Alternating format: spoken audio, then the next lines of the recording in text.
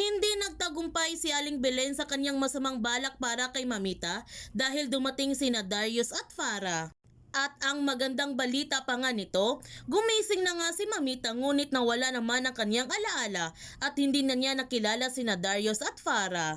Kaya nakahinga ng maluwag si Farah dahil ligtas na ang kanilang sekreto. Gayon pa man, pumunta ulit si Apo Berta sa bahay ni Mamita upang sabihin na niya kay Manang Biring ang tungkol sa tunay na pagkatao sa Peking Lucy. Ngunit hindi natuloy dahil dumating sina Darius at Farah. Nagmamadaling umalis naman si Apo Berta dahil natatakot siya ng sobra kay Farah. Samantala, iuuwi na nga nila Darius si Mamita sa bahay at nag-volunteer si Farah na siya nang mag-alaga kay Mamita. Pero may masamang gagawin si Farah kay Mamita upang hindi ito makarecover sa kanyang kondisyon. Hindi niya pinapainom si Mamita sa kanyang mga gamot kundi ibang mga gamot ang kanyang pinapainom upang hindi gumaling si Mamita sa kanyang kondisyon.